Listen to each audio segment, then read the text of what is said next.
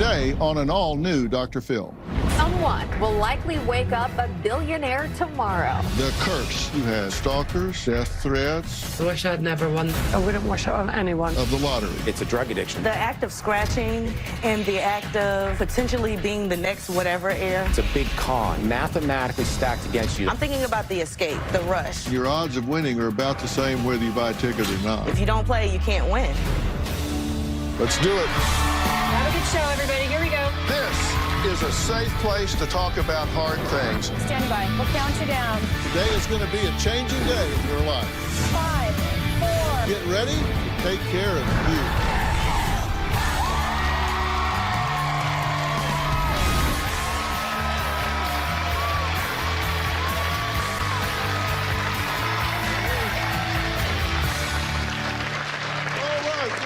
Hello. Okay, this past year, it seems like everyone has been talking about the lottery. The biggest payout of all time was $2 billion with a B in Southern California. And that winner has yet to be revealed. It could be me. Okay, raise your hand high if you've ever played the lottery. Okay, now keep your hand up if you've ever won. The truth of the matter is you have a greater chance of getting struck by lightning than winning the lottery. But this dismal reality is overlooked by many people. About half of Americans play the lottery, with total sales topping $100 billion. $2 billion has been won and never even picked up. But what if guessing these magic numbers and winning millions of dollars overnight led to isolation, bankruptcy, or even murder? Now, unfortunately, that has been the case for more winners than you might think. Take a look. Someone will likely wake up a billionaire tomorrow. The lottery is in uncharted territory. Next in line. Across the country this week, Americans exercised their right to hope. $2.04 billion. There was a steady stream of dreamers, cash in hand, waiting for a chance to buy in. One frivolous thing you'd buy yourself. Probably a nice mansion in Park City, Utah. The historical assumption is if you win the lottery, you're set. Unfortunately, the overwhelming majority of lottery winners don't have that story. Once this person wins the lottery, they become a global target. There are literally people across the world who put these people on a list to harass and harangue and flat out try to take their money. How many of you, be honest, have thought about what you would do if you won the money? Raisha, okay. Give me some examples, okay? I would buy an island. You'd buy an island? Yeah. All right, who else? I'd pay off my student loans, and then I would probably invest in properties to keep generating income. How many of you would take a lump sum? How many would take the payout? Oh, really? Well, I'd take the lump sum. Well, of course, at my age, I want it this afternoon. All right, the phrase "the curse of the lottery" has been used to describe the drama, greed, irresponsible spending, targeting, and jealousy that comes with becoming a millionaire overnight. So why do so many people play if winning this potential prize comes at such a high cost? Well, that's what we're going to talk about some today. We're going to meet an international lottery winner, Jane, who says her life turned upside down overnight after winning £1 million, which is roughly $1.2 million in US dollars. So what's the problem? Well, at the time, Jane was only 17 years old. It's a lot of money for a 17-year-old just overnight. Take a look. Winning the lottery can feel like a dream come true, but at times it feels like a nightmare. In a split second, my life completely changed forever.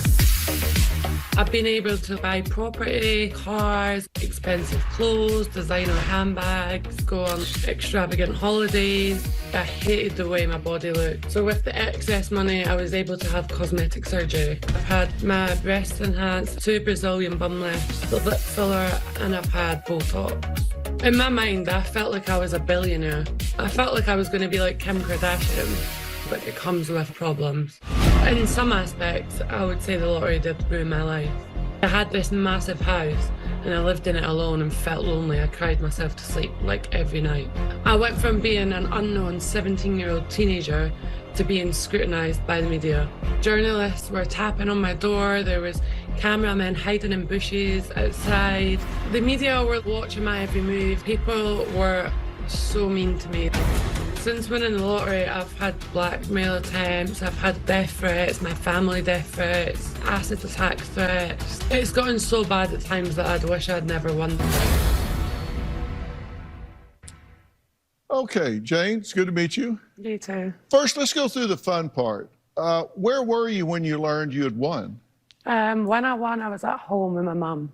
I've never played the lottery before, neither has my mum, so she was like, I don't really know if that's real. This was the first time you had played? The first time. Ever? And I'm screaming like, I think I've won £1 million. And my mum was like, calm down, Jane, do you know what I mean? Like, I was probably overreacting, but I had to go to the shop. They even said, like, it looks like you've won, but we wouldn't want to be so sure. You need to call Camelot.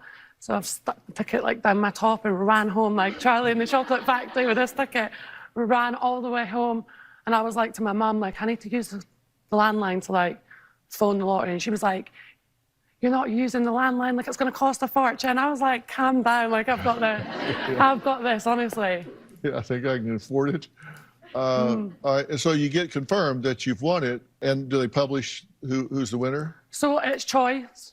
It is, you can be anonymous, but you're encouraged to go public. They prefer that, especially when the case is a bit different. So because I was 17, they were like, oh, it's kind of unheard of. Like, you should tell people. Yeah. All right. So you were working at a call center and you were making £8 an hour, which is about $10 here. Did you go to work the next day? I stayed off for a week because I had to meet Camelot and like the press and do a press conference, but I did go back to work. My contract was like a 6-month, and then they offered me another 6 months, and I was like halfway in it. And I thought because they were nice enough to offer me the contract, like the least I could do is like finish the contract. Yeah, but you did go to work for another 3 months? I did go back to work, yeah. Well, good for you. Thank you. So did you do your job and all? Yeah, I mean, I was kind of like switching between the job and like scrolling through online shopping, but like I did do the job, yeah. Yeah. So you said that wealth and fame coming overnight really ruined the foundation of your life. Yeah, like, so when I won, like, it was a very quick turnover from, like, winning to having this money. It's kind of massive. It's, looking back, like, it was crazy at the time, but, like, it's even crazier, like, looking back. Yeah. And so did you start doing foolish expenditures? I splashed out a bit, like, because I never knew the value of £1 million. I'd never seen that kind of money. I never knew anyone with that kind of money. So I kind of splashed a bit, stuff that I've always wanted. Like, I thought I'd get a bit of a feel. And then one of my aunts stepped in and was like, you should, like, invest some now. You should buy property, or you should stop going on holiday. Mm-hmm. Yeah. So you bought cars and that sort of thing. And you say there are horrors that you face that you wouldn't expect to come with winning the money. What was the worst thing that you had to deal with? I think the invasion of privacy, like, people feel like they just, because the media are constantly writing about me, everyone else just thinks they're entitled to an opinion. So, like, I had a stalker, there was people hiding in, like, the bushes outside my house. They were threatening to, like, throw acid in my face, and I was literally scared to walk out my front door, like, and I don't think that, like, anyone should ever feel like that. Yeah, oh, of course. Now, why was Jane thinking about suing the lottery? You win £1 million, $1.2 million, and you think, well, I'm going to sue these people. That seems illogical, but is it really? We're going to talk about that when we come back. I think a lot of people have this fantasy about winning the lottery and how glamorous and luxurious it can be. But trust me, it's not all that. People think that when they win millions that all their problems go away, but they don't. I still, since winning the lottery, have day-to-day problems like everyone else. I have a lot of trust issues. I don't know who to trust. I don't know what they're after or what their intentions are. Well, we're back with Jane, who won the Euro Millions lottery back in 2013. Now, she was just 17 years old. She says after winning that money, her life changed overnight, and she wants people to understand what they're getting into if they identify themselves as a winner.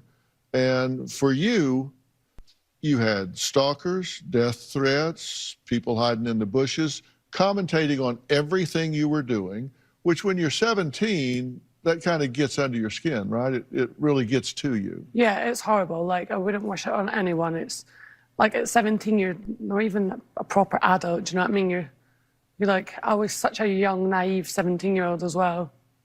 And you said you hated your body, so you wanted to fix that, right? Yeah. And you had some surgery that you wouldn't have ever done if you didn't win the money. How'd that go?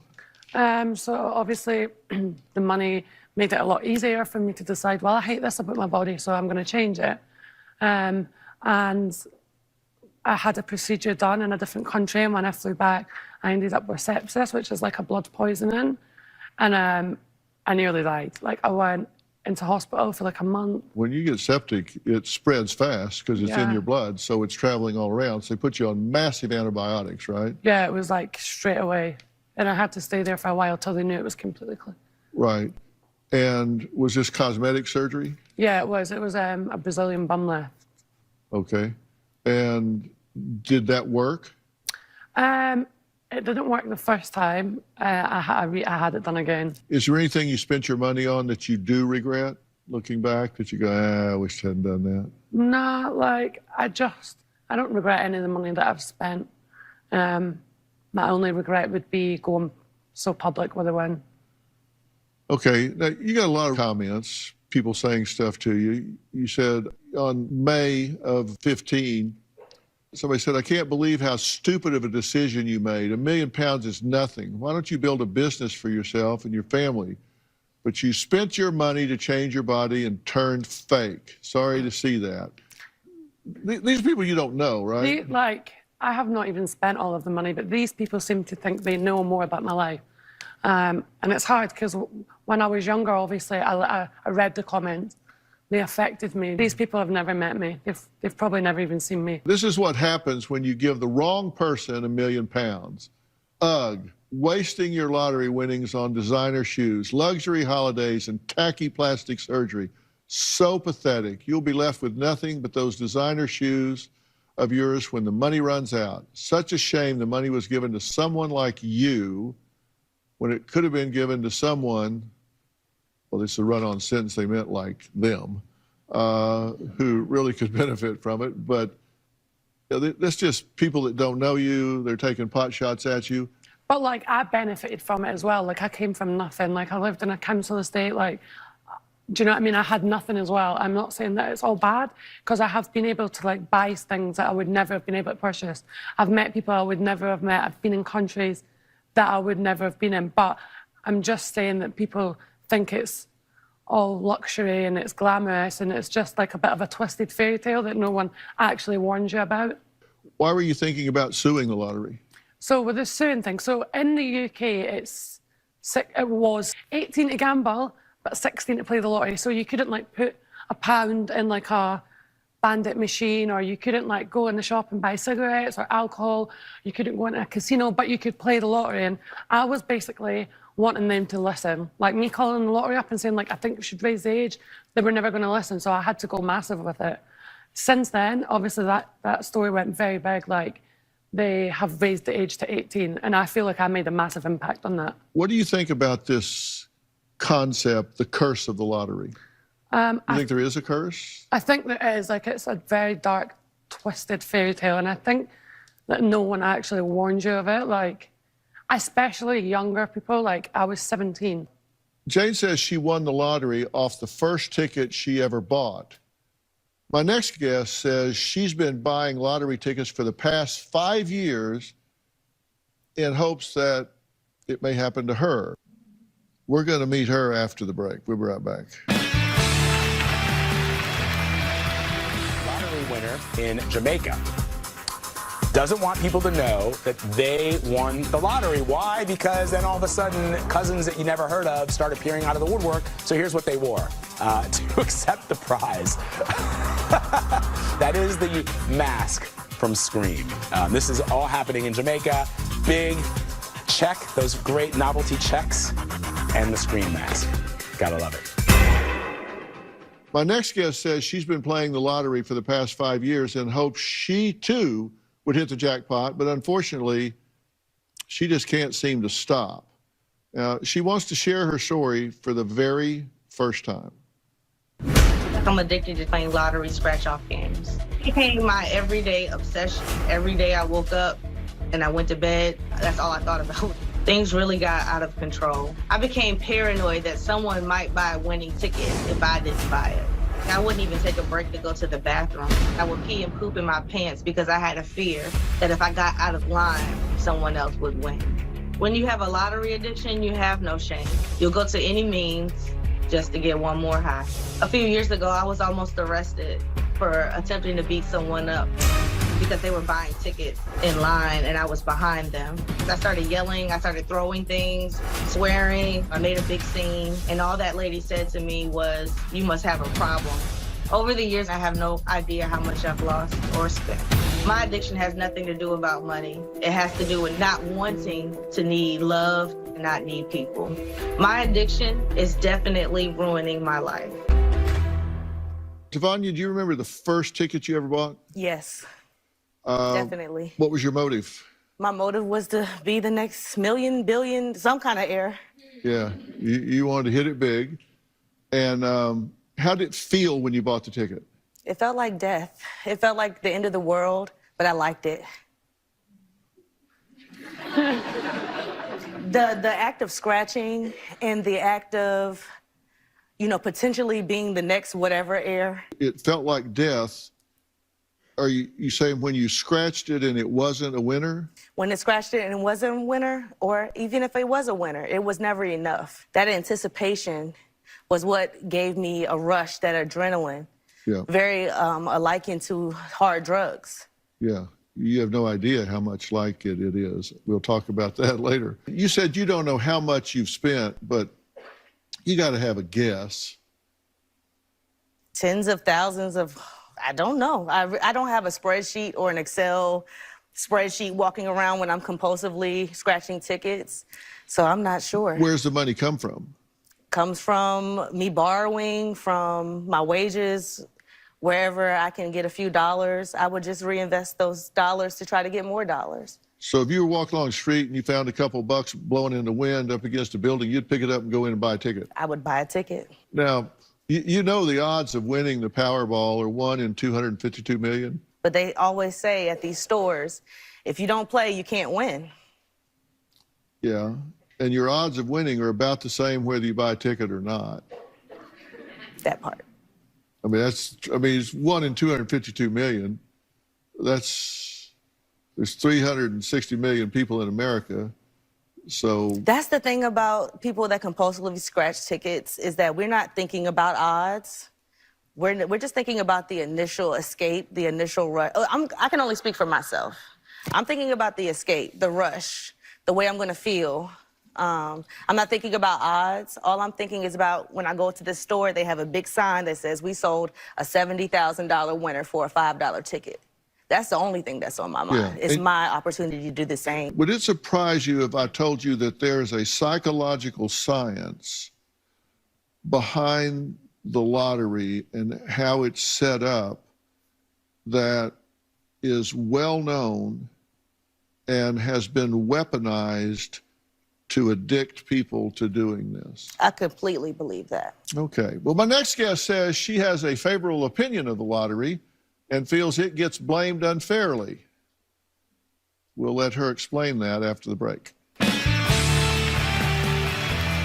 Researchers say there is a cruel truth about lotteries. There's a lot of research that suggests state lotteries prey on poor and minority groups. They promise mega millions or a scratch-off as a way to get rich quick. This represents one of the single biggest wealth transfers of the American people away from low-income people. The lottery is a game where the more you participate in it, it is a mathematical certainty that you're going to lose all your money. No one is saying you shouldn't throw a couple of bucks in for entertainment purposes, but the average lottery player spends way more money than that. The business model of state lotteries is based upon exploitation and greed. You just saw my next guest voicing his concerns about the lottery. I suspect we have some common thoughts about that. Joining us is Les Pernal, National Director of the Stop Predatory Gambling Organization. Les, thank you very much for being here. Thank you. This is, in fact, an addiction. People can get addicted to this just like they do with drugs. It does hijack parts of the brain, the pleasure centers of the brain, and we see these light up the same way we do with drug addiction. True? That's right. State lotteries represent, the most neglected major problem in America today. Like what we just described here, like this isn't Purdue Pharma doing this. This is a government program. I say it's a drug addiction. I'm actually just quoting like the premier organizations in the country, like the American Psychological Association, which in its DSM-5 in 2013 labeled gambling addiction as severe an addiction as drug addiction in the forms of opioids, heroin, and cocaine. In 2021, Americans spent $105.26 billion on lottery tickets. It's making it the most popular form of gambling in the country. People spend more on buying lottery tickets than on music, books, sports teams, movies, video games combined. And over the next 8 years, the American people are going to lose more than $1 trillion of personal wealth to commercialized gambling. Half of that is coming from state lotteries. It's a big con. State lotteries are a financial exchange that are mathematically stacked against you, that the longer you participate in it, you're going to lose everything. There are different ways that you get people to do things. And this goes all the way back to B.F. Skinner and other behaviorists that have looked at this, but there are 4 different schedules of reinforcement that you can give people to shape them into doing something. There's fixed interval. Fixed interval is like, okay, let's say you've had surgery and so they put you in there and they give you this little button and you can push it every hour or every 10 minutes to get a little bit of painkiller. Okay, now that is fixed interval. They say push this every 15 minutes and you get some pain medication. Okay, people learn real quick to push the button every 15 minutes. They don't push it every 5 because they don't get a payoff. They push it every 15. And when that button dries up, then they don't get it, they'll quit. It extinguishes very fast, goes away. And then there's variable interval, where you don't know when to push it and when not to. Those are the interval schedules. And then there are ratio schedules, like fixed ratio and variable ratio. And variable ratio is what every gambling game, casinos, lottery, whatever, are based on. And it is the most addictive and the most hard to extinguish out of all of the training profiles. That's why I say it's weaponized, because it's variable interval. Just pull that handle one more time. Well, maybe 10 more times. Well, maybe the 11th will get it. Maybe the 100th will get it. Maybe that 50th scratch off will get it. Maybe that 10th time. You never know when it's coming, and so you keep looking for that payoff. And as you just, very clearly described, like they've weaponized this. This is a dangerous, addictive product. They know it's a dangerous, addictive product. And that's why state lotteries make 70 to 80% of their profits come from 10% of the people that play the lottery. People like Tavonia, they're the business model for state lotteries today. And this is a government program, and it's the face of our government today, and it has to change. Yeah. Well, someone in my audience says he has over 1 million followers on social media because of the lottery, but it's not what you may think. We're going to talk to him, and we're going to talk to the lady who says, look, lotteries get a bad rap. They're really not evil. We'll hear from her as well. My name is Xavier. I do lottery scratch-offs on my TikTok. I bought out the entire state of Iowa's scratch-offs. I have 1.3 million followers, and I've been scratching for almost a year now. I got a $5,000 win! I've spent about 100,000 on lottery scratch-offs, and I have probably made about half that back. We're talking about the lottery, which has been an extremely hot topic of conversation within the past few years because the numbers are getting massive. Now, you just saw Xavier, who goes live on TikTok playing the lottery and has 1.2 million followers who live vicariously through him doing these scratch-offs. Now, they do that for a couple of reasons. Number one, he's very charming, he's very charismatic, and he makes it a lot of fun. Xavier, thanks for being here. Yeah, of course, of course. Now, you say you think you spent 100 grand? Probably over that. That was just like an estimate on the spot. Just a guess, yeah. I have a room that's like full, because I keep all my losers, and I have like 3 trash bags full and then 3 dressers full of like just scratch-offs I've done a lot. I get to build an audience with it and build a following, so. Yeah, and so you get multiple payoffs for this. Yeah. And you say that you're not addicted, but you're not addicted. What do you mean? Like, I wouldn't do them off stream, but when I do them on my stream, I do enjoy it. Like, it does give you a rush. Well, I want to add someone else to the conversation here. Joining us virtually is a marketing consultant and lottery expert, Parkita Nassau, who takes an entirely different stance. Now, she ran the media department for the Georgia State Lottery for about 5 years, and she now educates others about the lottery on social media at the Queen of Media. So, Parkita, thank you for joining us. Thank you. Thank you for having me. Now, you probably feel like you're coming into a stacked deck here because I've been criticizing the lottery. Why are you a proponent of the lottery? Well, you know, I would consider myself more of a lottery insider, having worked for the lottery. And so I've seen just countless stories where the lottery has been good for some people. It's changed people's lives. There are a lot of winners. What a lot of people don't realize is that there is a lot of diversity to the lottery. I've seen people win who were very wealthy. I've seen people win who were poor, but the majority of the people that I saw who won after interviewing hundreds of lottery winners are right there in the middle. There are people who understand that when they bought a ticket, it was surely for entertainment. It was surely just luck. They knew it was chance, you know, and they just happened to have been in the right place at the right time. And I can tell you in my particular state, the lottery was specifically started to fund education in my state, which has been a wonderful thing. And thanks to the lottery, we've been able to send millions of students to Georgia colleges for absolutely free with a scholarship.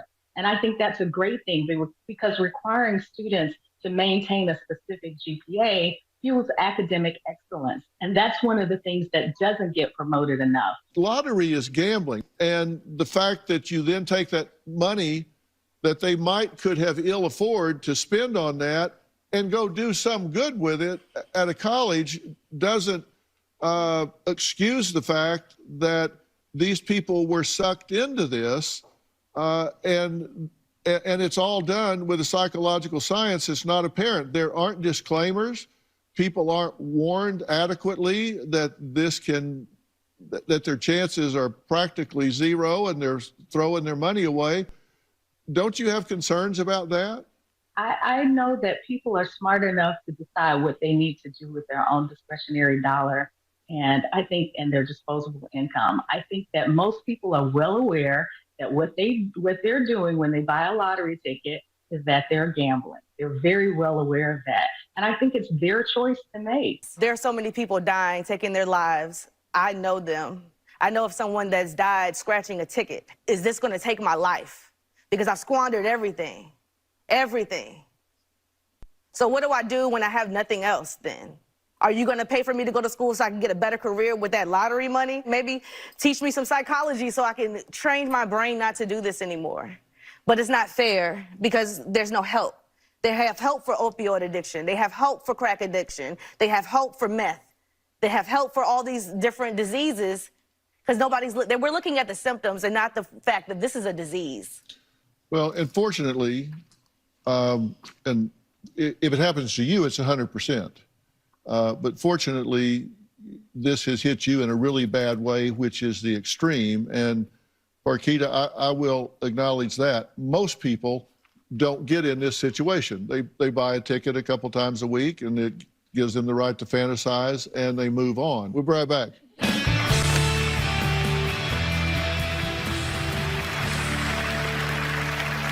Well, we're back talking about the lottery, and I'm curious, how many of you have heard anything here today that makes you less likely to play the lottery?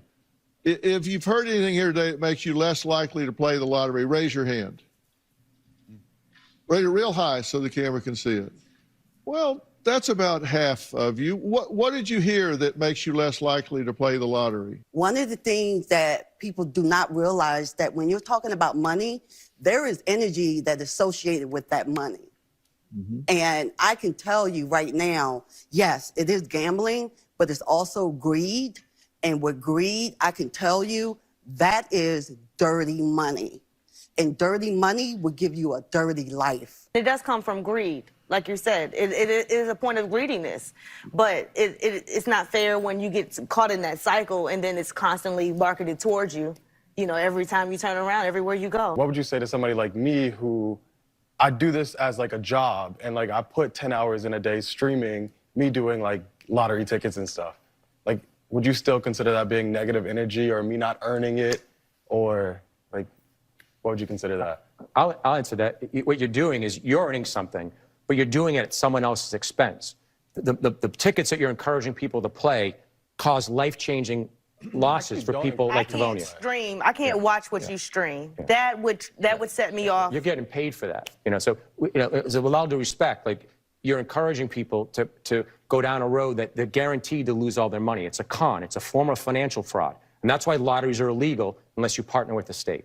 I think a flip side of that is I think a lot of people, because I've read a lot of the comments, I think a lot of people live vicariously through you doing it, and they don't do it because they watch you do it, so they don't feel the need to go do it. Yeah, I would say it's like both. They do. They live vicariously through this, and then they don't have to. So you may be actually a surrogate for a lot of people that keep them from doing it. And I've had a lot of comments of people saying like that I've helped them not go out and do it. Oh, I've also had people say that they've gotten them because of me, but I also would like to say I try my best to tell people don't do it. Like, I show all of my losers as well as my winners. Like, I don't try to make it seem like I'm winning all the time when I'm live streaming. Like, you'll see the full thing. I tell people all the time to never do it unless it's throwaway money, because you're more than likely to lose.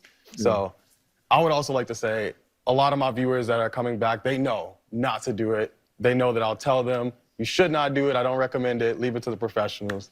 So. Yeah, you're very transparent about it. I'll give you that. And I do think there's a flip side to what you do. Why do 70% of lottery winners end up losing their money?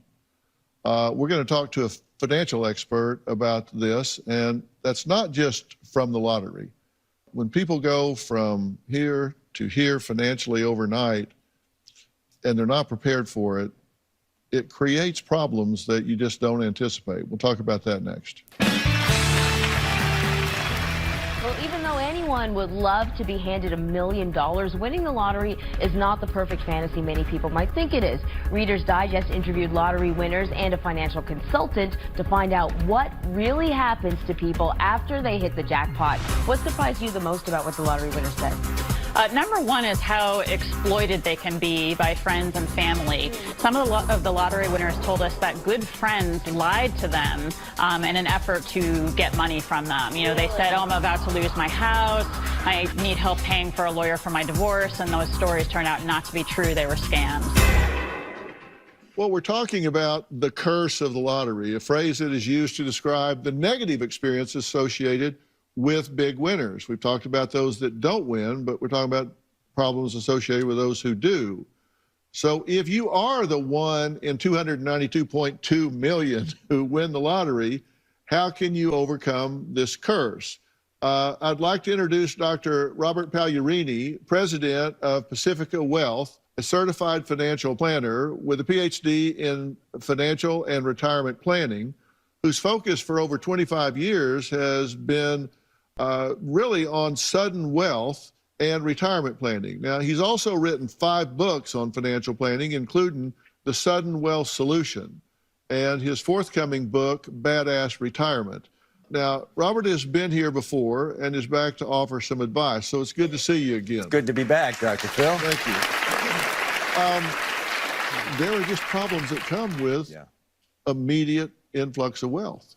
You're likely to spend it more aggressively, to give it away more freely, and to probably invest it more recklessly.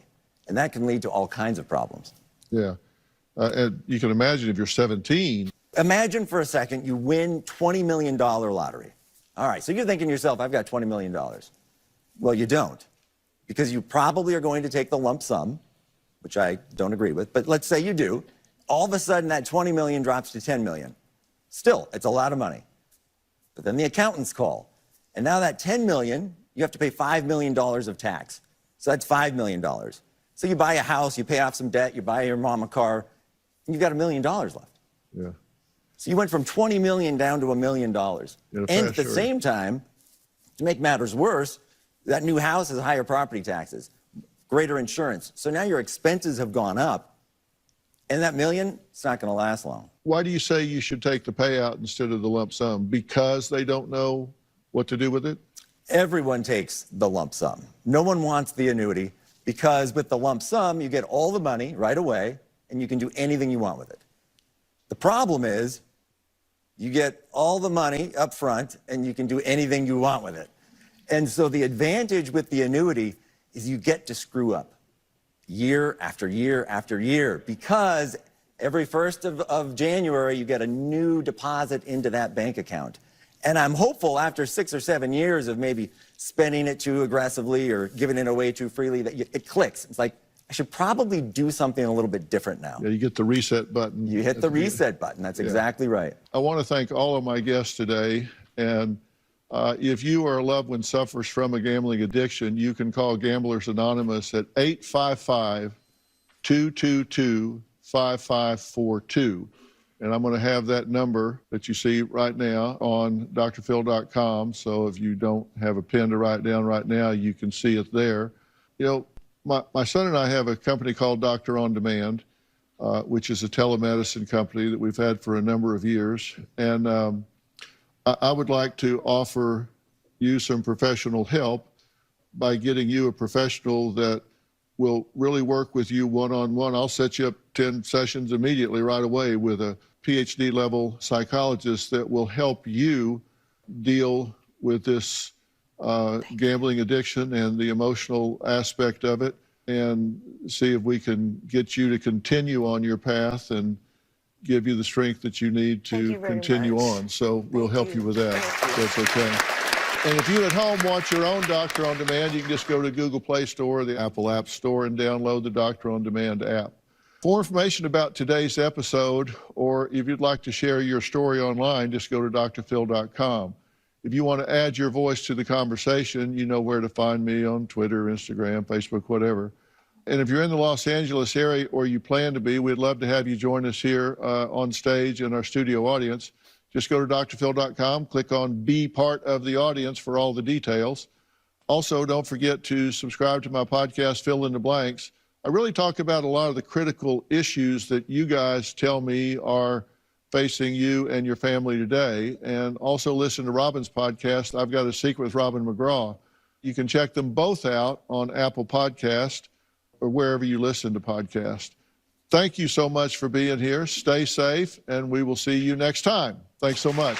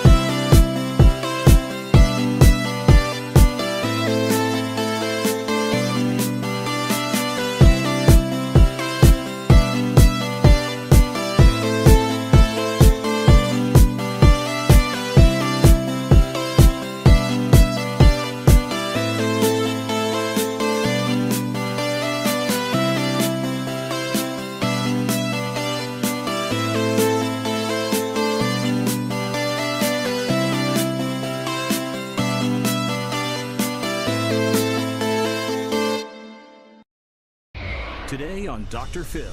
Does he let you go out with friends? No. There are 6 quick ways. Are you jealous of her? Absolutely. To ruin a marriage. How's your sex life? Terrible.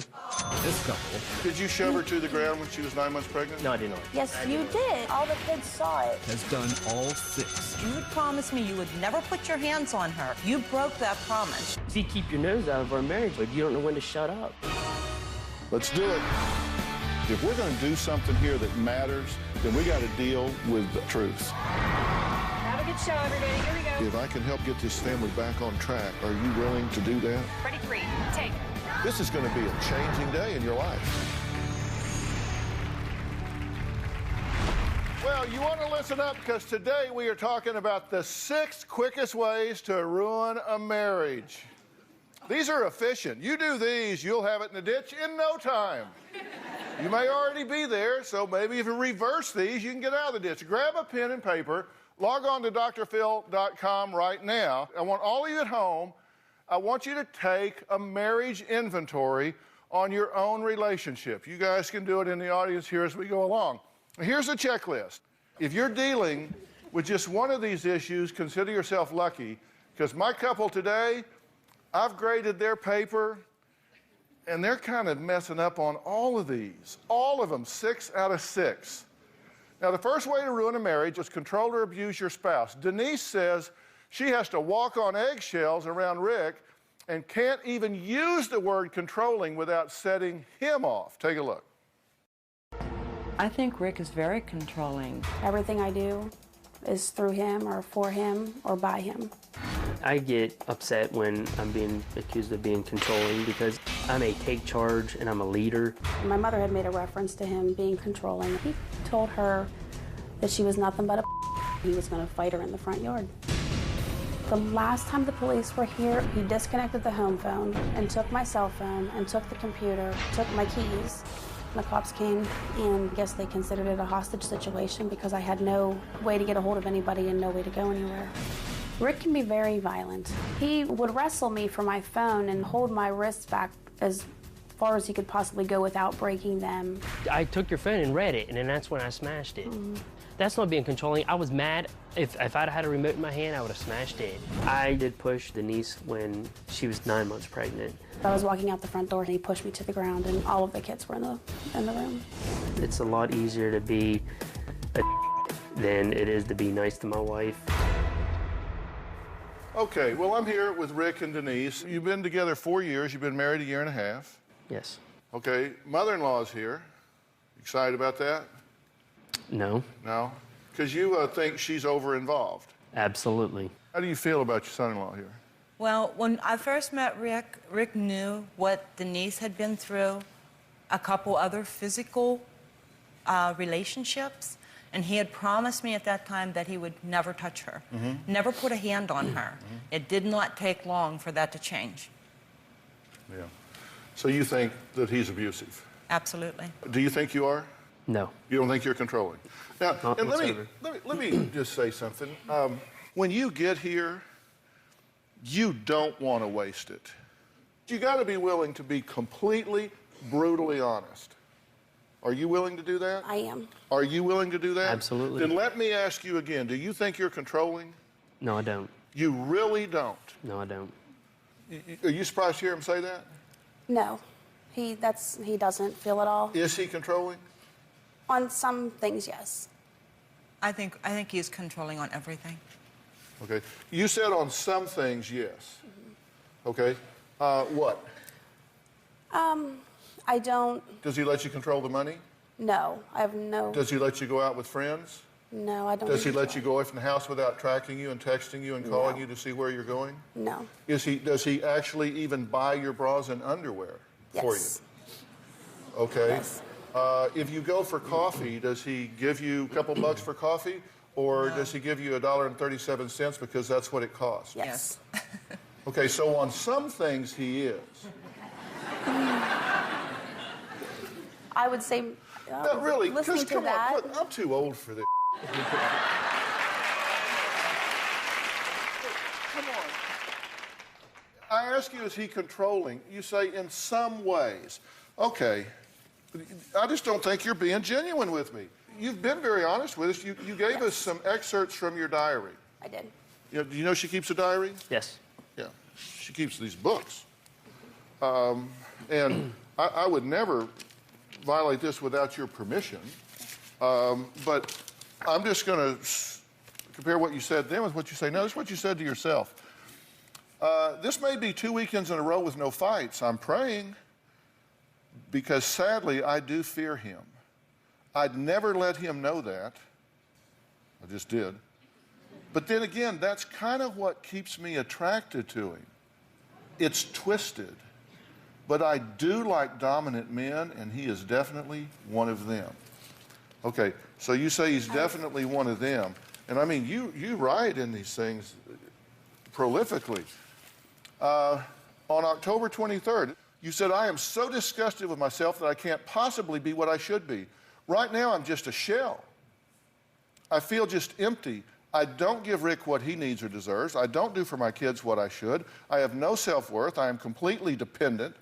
I am heart-torn. I'm bitter. I'm angry. I'm alone. Yes. So this isn't working for you, right? I guess deep down, what boils down to is I have been beaten down emotionally by him, and I am just bitter now. Taking my cell, my keys, unplugging the phone, and pulling the breaker so I have no electricity because, quote, he pays the bills. It just enrages me and pisses me off that he even did that, not once or twice, but on many occasions. Telling me I'm lazy, fat, trash, and to kill myself. Telling me I can leave if I walk because it's his car. Telling me it's his bed, that I am pathetic. I am a pathetic mother. Being a bitch, a whore, a crackhead, a cheat, lazy, fat, I just can't take it. Do you do that? Yes. Do you consider that abusive?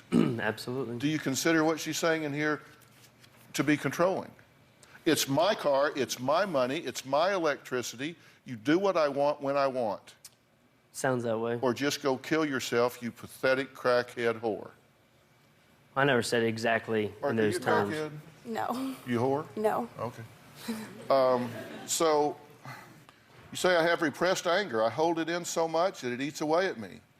I've programmed myself to rage rather than to cry. Instead of crying, anger is just easier.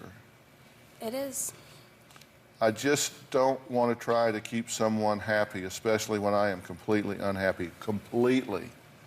He puts me down. He degrades me every chance he gets. He's not my father, and I am done. I am done with everyone. Everyone. That was your wife writing to herself her innermost thoughts in her diary. You proud of that? Absolutely not. So I'm going to ask you again, are you controlling? Yes. I just never looked at it that way. My intentions were never to be controlling, but I let my insecurities and other things get the best of me, so I panic, and that's what I do. We've got to take a break. Snooping, checking cell phones and Facebook accounts, it's all part of the second quickest way to ruin a marriage. Are these guys jealous? Are they insecure? Because it sounds to me like they don't want to have anything to do with each other. So why guard it so closely? Do they? We'll find out when we come back.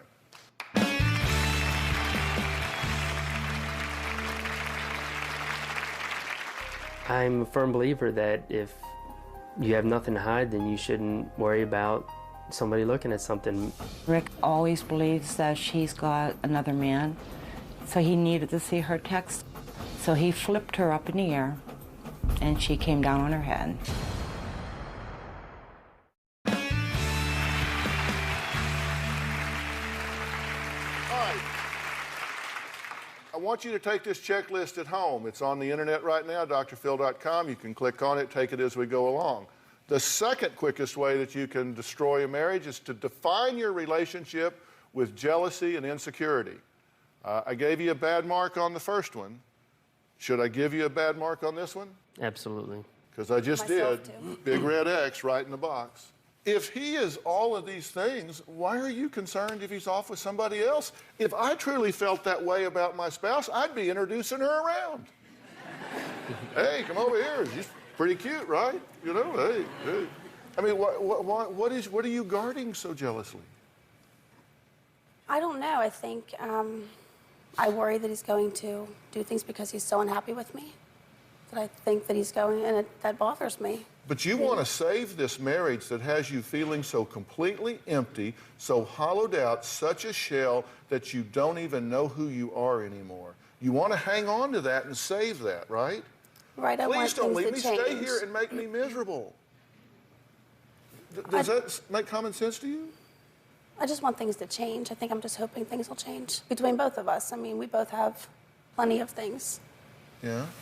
Are you jealous of her? Absolutely. You think she's running around on you? I don't think she will, but it's you still can't. Your mind tells you things, and Do you check up on her a lot? yes. Did you say, and I quote, "I hope you get fat so nobody will want you"? Yes, I did. Really, forget about being on the Dr. Phil show. Forget about the doctor and Phil. This is just a couple of old boys talking. Do you really think that's going to make a woman attracted to you? Oh, no. No. I hope you get fat, and then nobody will want you. Well, you know she can't be calling anybody because you control that. When she leaves, if she's having an affair, you're texting her so much. Would you be concerned if in the heat of our argument, she would say, well, I'm just going to take the van, get in a van and drive it off the cliff or drive it off the side of the road? Yeah, I'm going to take the keys. I'm not going to let her take That's not why my you take the children. keys. Bull. That is I'm not not why going you to take take. the I'm not keys. going to take. I'm not going to let her take my kids, load them in a van, and we live up on the hill and have her drive off the side of the hill. I'm not. It's not worth the chance. Of course it's not. As upset as I am at the moment, I'm not going to let that happen. Okay, again, just think about common sense. Do you want to have a happy marriage? Yes. Yeah. Or are you done? We're close. I'm close to being done, but I want a marriage. But if she can't butt out, I'm out. I'm done. We could cut her out, and that wouldn't just happen, would it? No. There are other issues, but you're saying she is a toxic element here. Oh, she's the fuel to the fire. Absolutely. Is that true? No. I basically, there's been months that go by that I do not see my daughter. She will call me whenever she has fears, whenever he is at his peak, when she's afraid for her children. She calls me. I'm more or less her sounding board. As far as me visiting, I'm not welcome down there, and you can feel the tension when you walk in. You're not allowed at his home unless he invites you. So my daughter was not allowed to invite me down there. She would need to okay it through Rick first. If you keep your nose out of our marriage, I would let you come down, but you don't know when to shut up. You don't know when to mind your own business, and that's the way it is. It's our marriage. I married her. I didn't marry you. Rick, So she is mind your own my business. business only because you had promised me you would never put your hands on her. You broke that promise. Well, then that's something that her and I have to deal with. No, that's not. I Yes, fear yes, for it is. her, and you've Oh, got whatever. babies involved. There are babies Whatever. involved in this. There were babies involved before this, too.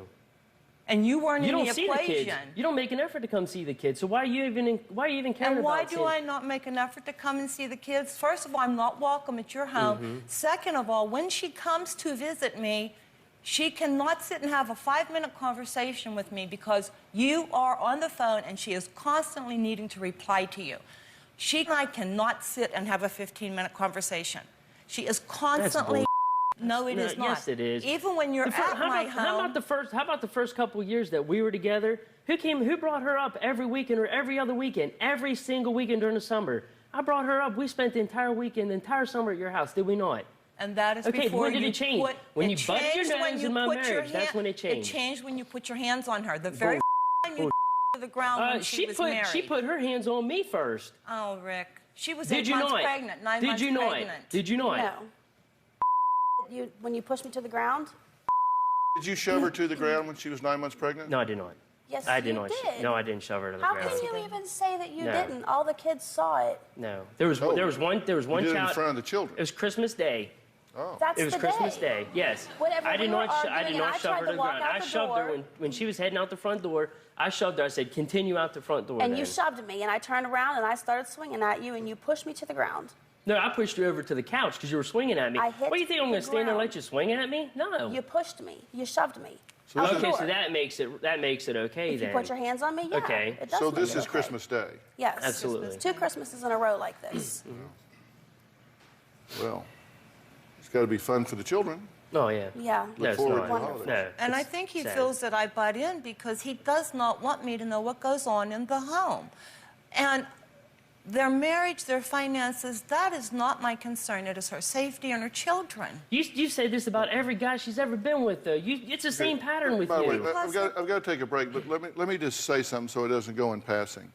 Are you supposed to just let her swing at you? No. You can walk off. You can do whatever you want to do. But you never put your hands on a woman in anger. You just don't do that. A man doesn't put his hands on a woman in anger. It is an unfair fight. And you will lose every time on that. I agree. I mean, you just can't do that. We're built differently. We're bigger. We're stronger. You just don't do that. You don't put your hands on a woman. There's an imbalance of power, and that is physical abuse. That is domestic violence, and you can go to jail for that. Now, we're going to take the break. I said we have to. We're going to find out why Sandy says she won't rest until Rick is in jail. Now, could he actually be headed to prison? It has a lot to do with the third quickest way to ruin your marriage. I'm going to tell you what that is when we come back.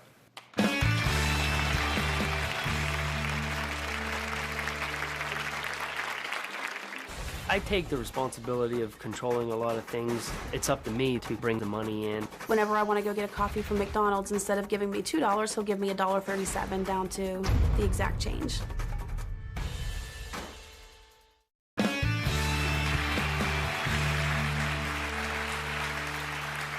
Well, today is your chance to take an inventory on your marriage. We have an example here. So far, Denise and Rick have checked yes to control and abuse and jealousy and insecurity. That's 2 ways, quick ways you could ruin a marriage.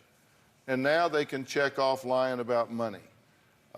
Denise says she has no clue that they were $100,000 in debt.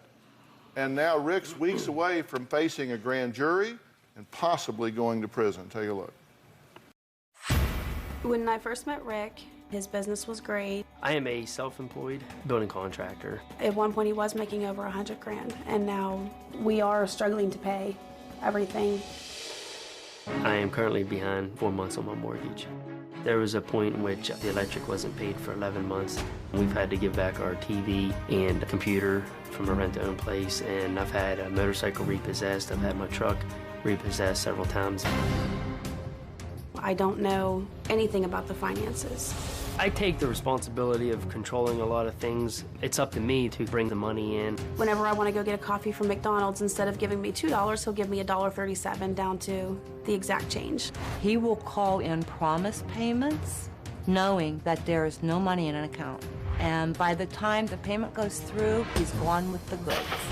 I've been indicted by the grand jury on 2 counts. One is receiving money under false pretenses, and the other one is receiving money by way of worthless check. I do worry that he's going to wind up in jail and that my kids and I, we are going to be homeless. Well, number 3 is, do you lie and deceive your spouse about money? It can happen a lot of ways. You say you're under a 2-count indictment right now? Yes. Over financial issues? Yes. Now, you say he has been deceptive about this. He was. I found out in June of this year about all of our finances. All right, well, you've been together for 4 years. You've been married a year and a half. Why are you just a few months ago finding out what's going on in the finances in your family? He doesn't tell me anything. He Well, have deals you with been all asking? the bills. Do you, you can't just be a passenger I here. do, You have no. to take some responsibility for this. I do ask him, and he's always got it taken care of. You said you had no clue they were broke until people started calling. Yes, I had people coming to the house, phone calls about different people that he owed money to that I didn't know anything about. Well, it's your job to know, but why did you not keep her abreast of these things?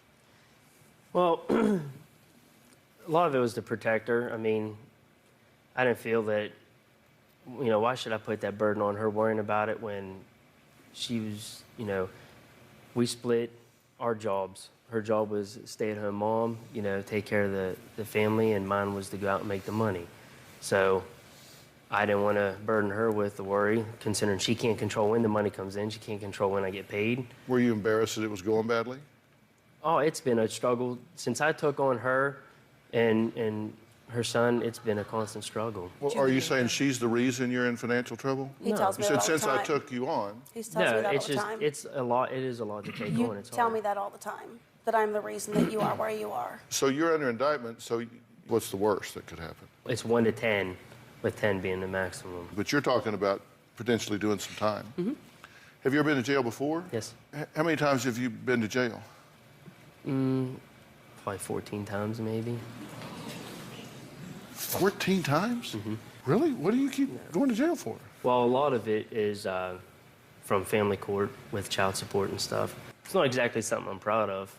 No, I'm by no means, but I'm sure you're not. I'm here to be but- honest. And Well, what do you need to do different here? If you guys have 5 children between you. This is a blended family. Yes. Are you concerned that they're being negatively impacted Absolutely. by this relationship and your conduct? that's why we're here. Absolutely are. What do you need to change?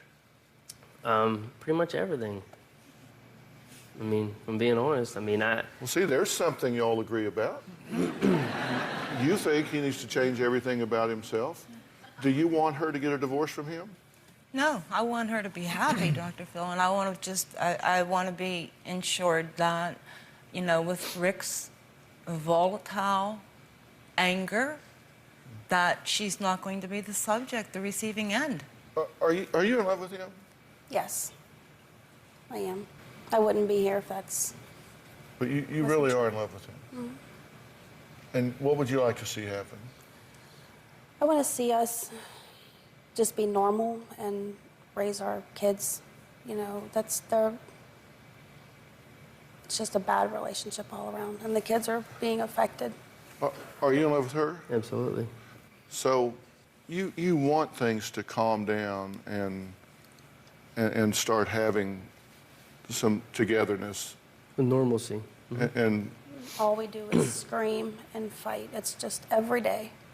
it never Same used to be this way either. It just evolved to this. all right, I'm going to take another break. Rick says Sandy should butt out of their marriage.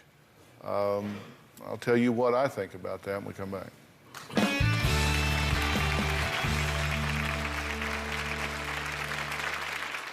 Her mother told the sheriff's department that I was holding her hostage. He's telling me to butt out and that I don't need to know what's going on in their home down here. I think Denise would be better off single again. My mother hates Rick.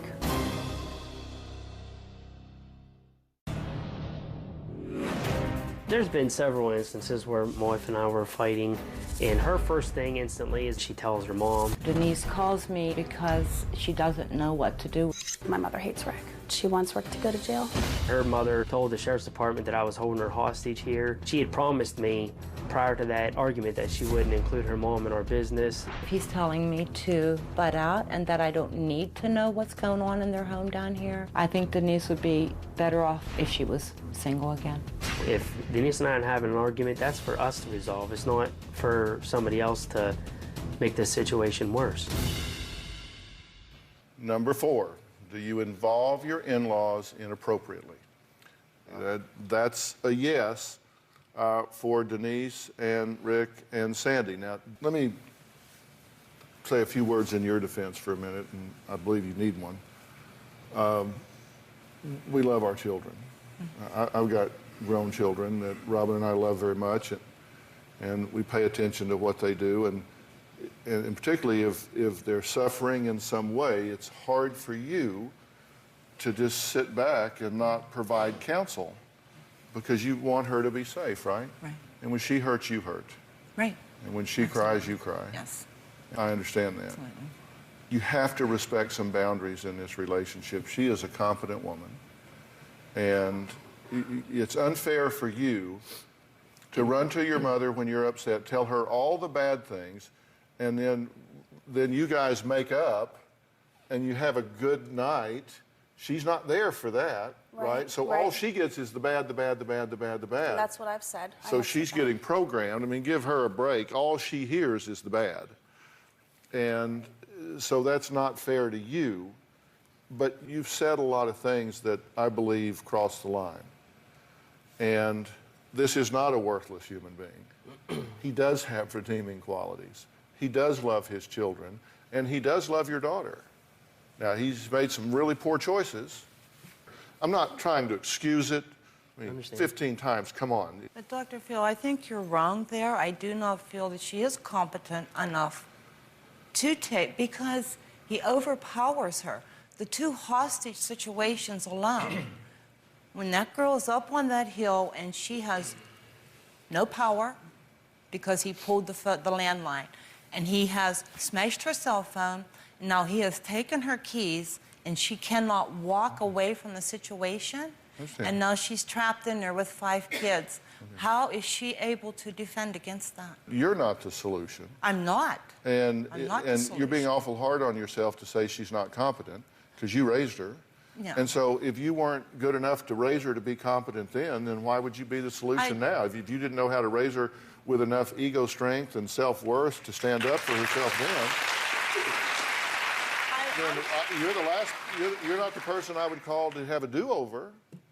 I'm talking more physical competence. Okay, I'm well, physically able to then if defend that's herself. a concern, then if you feel like all of a sudden she's gone off the radar and you can't reach her, then you should call the police and send them up and there. that's what I did. But it's not, you need to stay out of this. Right. There comes a point where you just need to get back to basics here.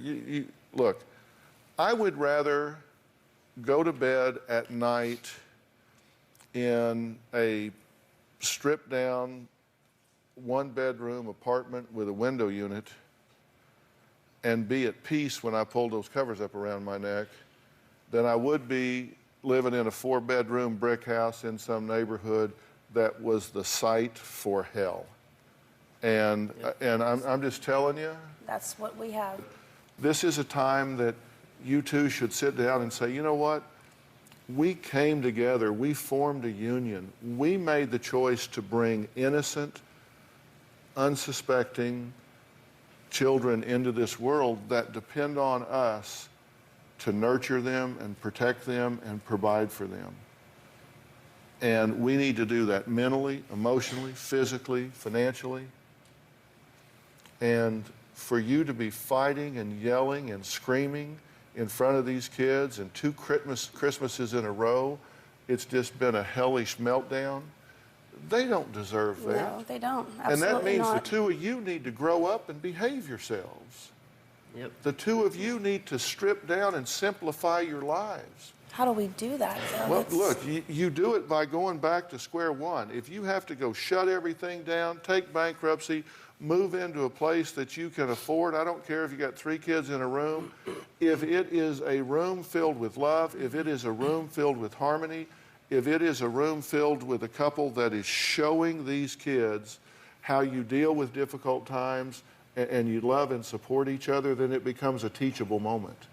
And what you're doing now is scarring these children for Absolutely. life. And when they grow up with what you're showing them now, their chance of being exactly the same way when they grow up is really, really high. Yes. But at some point, you guys have to decide, you know what?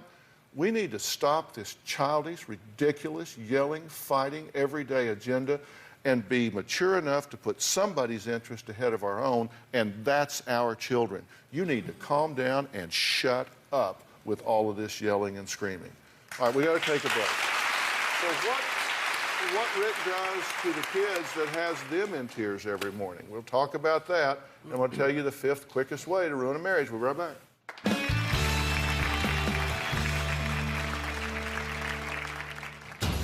My wife Denise constantly undermines me. You expect them to do everything right now. You get upset about Jada not getting out of bed at 7 o'clock in the morning and getting up and getting dressed. She's 4. When I tell you to do something, you do it. You do expect them to be robots.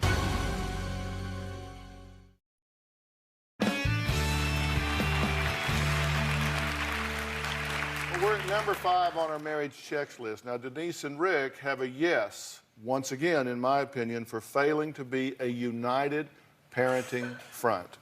Take a look. Our largest battle is definitely over the parenting. My wife Denise constantly undermines me. Now you want them to be robots, and you expect them to do everything right now. You get upset about Jada not getting out of bed at 7 o'clock in the morning and getting up and getting dressed. She's 4. When I tell you to do something, You do it. When he starts yelling at the kids, he gets to the point that he's degrading them. He usually fights with at least 2 of the kids in the morning before school, and he's got at least 2 of them in tears before they leave. You think that she is too indulgent with the children? Absolutely. And you think he is too harsh with the children? He's definitely too harsh with the children. Well, look, children are devious little critters, and they know how to divide and conquer. And this good cop, bad cop, where you say no ice cream, so you give them ice cream. But you say no ice cream, you give them ice cream. I mean, come on. You're confusing the children here. You're fighting in front of the children. That changes who they are. See, what happens is my daughter, she's a difficult child, and if she's at the table, she's crying because she wants a snack. And if I tell her no, she'll continue to cry, and then he'll walk in and he'll say, oh, but she's your little princess, just go ahead and give it to her, just trying to insult me. And that's all fun and clever and sarcastic, and you're gigging each other. But your kids pick up the tab for that. Right. Say you have a difficult daughter. I don't wonder. I'm surprised that one of these 5 kids isn't setting the house on fire every day, because it is absolute chaos. They are living in chaos. Look, kids watch their parents, and this is where they get their modeling. You know, they look at you and they see what you do. They see you yell and scream. They see you yell and scream. They see y'all. They will go mimic that in their lives. And what they need right now is for you two to sit down and say, you know what? We're in a bad spot here. We're in financial trouble. We're in legal trouble. We're in marital trouble. You got to sit down and decide, you know what? It's time to quit being so selfish. It's time to quit running our own emotional agenda. You're in this together. And if you're going to be enemies, then just get a divorce, shut it down, and move on. Now, what do you want to do? I want to fix things. Well, then you've got to fix you. You can't fix him. You got to fix you.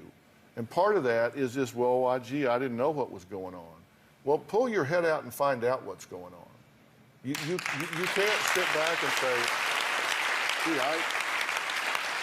I didn't know we rented this couch for $2 a day. I didn't know that. It's your job to know that. It's your home. You're entitled to know it, and it's your job to know it. And it is your job to not fight in front of your children. Don't do it. And your job is to fix you. At some point, you got to put this right fighting aside. You got to take a leap of faith here. And you got to decide, I chose a partner, and I'm going to work with this partner. And if you don't want to do that, if she's the reason for all of your ills, then He says that he's never been like this until me. He does blame me for everything. Yeah, well, but we know that isn't true, don't we? No. You might say that in anger, but your life wasn't a smooth run before you got here. Obviously, I didn't say it. I'm agreeing with him. You said it last night, though, that you were never like this with anybody else. I was never abusive with anybody. Well, that's your choice, not hers. Oh, I know. You don't blame her for that, do you? It's just hard when she pushes. She knows what buttons to push. She's done her math. She's done her homework. Yeah, I understand, but there is no excuse for hitting a woman. If I agree. If she provokes you so much that you can't not hit her, well, then you need to get away from her. I want to set something straight there. I've never hit her. I've never hit her. Put your hands on her in anger. Throw her down, push her against the wall. Well, there isn't a difference. There is. There is not a difference. And again, I'm not justifying it. I'm not justifying it. All I'm saying is there's a big difference between defending yourself. If she's coming at me swinging, yeah, I'm going to grab a hold of her hand so she's not hitting me. Trust me, you can't go from room to room in my house fast enough. You have wrestled me to the ground for my cell phone. To keep you from hitting me? Yes. You're a liar, trying to get my cell phone. I wasn't even trying to hit you. well, I'm obviously doing a wonderful job.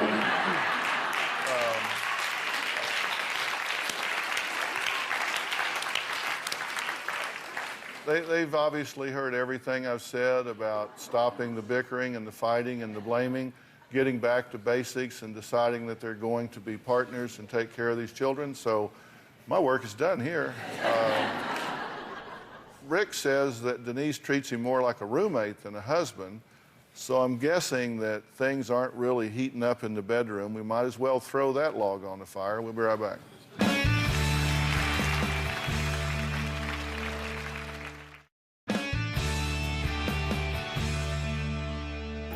Denise, she's not very affectionate. She's just real distant. We're intimate maybe once or twice a month. Everybody sees love in a different way. Mine is I'm an affectionate person. He texts me if he's sitting on one end of the couch and I'm sitting on the other end of the couch. He'll text me from the bedroom, from the bathroom, from the shower, just asking me, do you want to watch a movie or do you want to do popcorn? He puts everything in a text message. I just think it's strange. Well, today we're talking about the 6 quickest ways to ruin a marriage. And my guests today, in my view, are failing big time. The final one in ruining a marriage is to ignore your spouse's intimacy and sexual needs. Number 7 may be go see Dr. Phill, because I've been talking till I'm blue in the face, and they just decided to finish our last segment with an argument and calling each other liars. So, how's your sex life? Terrible. Surprise. Surprise. Seriously, my God. Yeah, one of the things that you've got here, a dynamic that's going on, I don't know why I'm saying this, because y'all aren't listening, I'm saying anyway, but because you kind of run things and she doesn't know anything about finances and you kind of dole out the money and all this kind of stuff, that's a parent-child relationship. I tell him that And all the listen, time. no woman wants to go jump in bed with daddy. I believe that a couple's relationship in the bedroom is a direct reflection of the rest of their relationship. So you're not like really in the mood, right? No, and I tell him all the time that's exactly, he's like my father. Yeah, and see, That kind of kills it. intimacy is really vulnerability. It's when you let your guard down, you let somebody in close, you share things in a physical way that it's just vulnerability. You're close, and if you've spent all day like this, it's hard to then go like this. And so that's not going to happen until everything else happens. And then when everything else happens, then you're 2 young, healthy people. That will just be a natural flow, because I do believe that you both love each other. You've got to get back to basics. Your life is chaotic right now, right? Mm-hmm. And you need to simplify your life in every way that you can.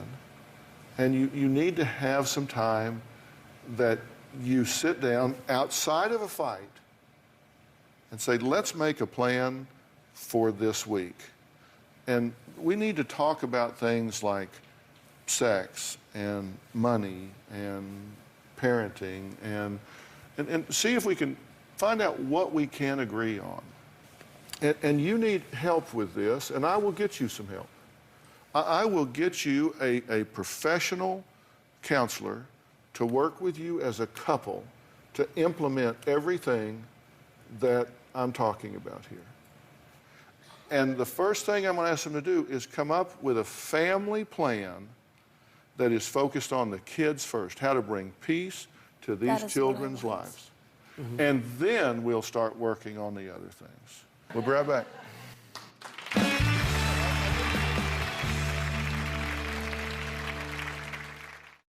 I want to thank my guest today and my studio audience.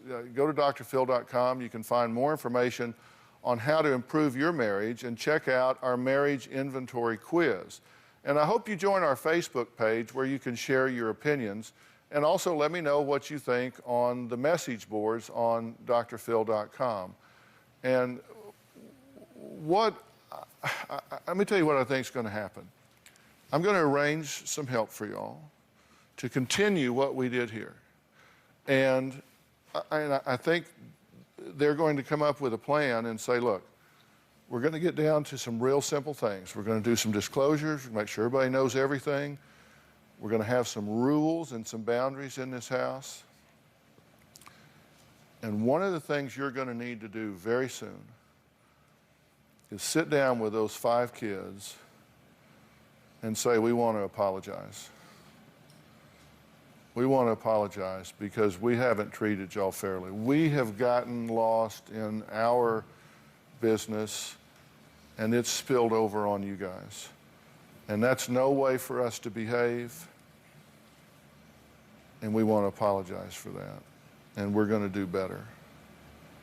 And the worst thing you can do to those kids is to make that apology and then do the same damn thing the next week. So when you make that apology, mean it. But we're going to be working on that. All right. We'll see you guys again. Thanks for being here so long.